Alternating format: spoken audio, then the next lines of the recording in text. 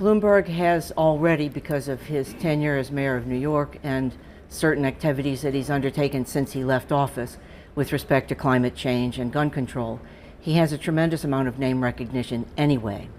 A $31 million ad buy is serious. It is more than the other Democratic candidates in the field have spent collectively, and he's doing it in one pop.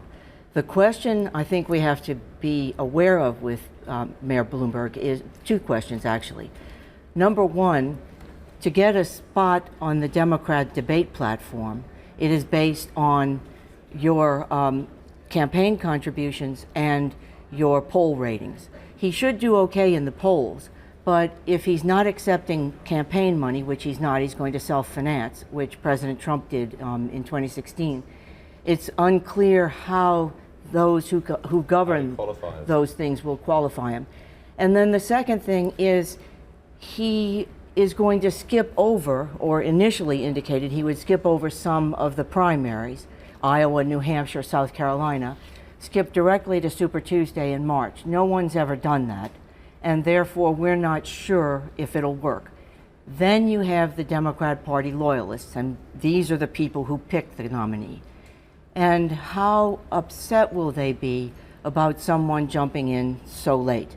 And he's not the only one who just jumped in. Deval Patrick, the former governor of Massachusetts, has also declared his candidacy. So the field was wide, it narrowed by a couple of folks.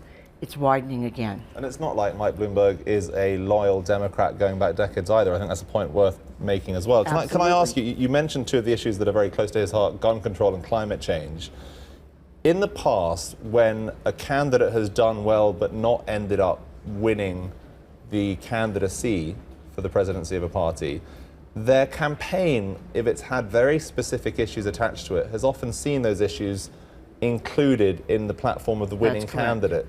Is that a possibility with, say, climate change, that because he spends money, makes a huge amount of noise about it, whoever ends up winning, if it's not him, would then adopt some of those policies? Absolutely, and he is not the only candidate in the field who has been talking about climate change or about gun control, and in fact, some candidates have actually talked about gun confiscation.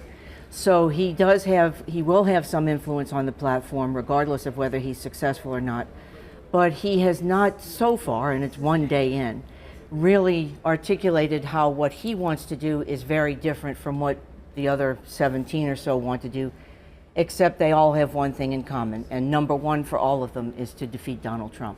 You're based at the heart of US politics in Washington. For those people watching from slightly further afield, can you explain to them, you mentioned the Iowa caucuses, you mentioned Super Tuesday, around what time should this pretty massive Democrat field get winnowed down?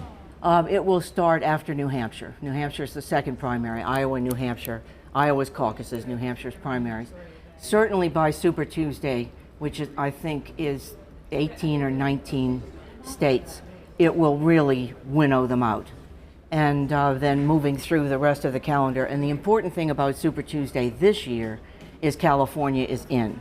So the California primary, which is a really big deal and a really expensive deal, is in on Super Tuesday in March. Hi, I'm Joanna Bersecci, and thank you for watching. You can check out more of our videos by clicking on the boxes on the screen. And don't forget to subscribe to our channel for more from CNBC International. Thank you for watching.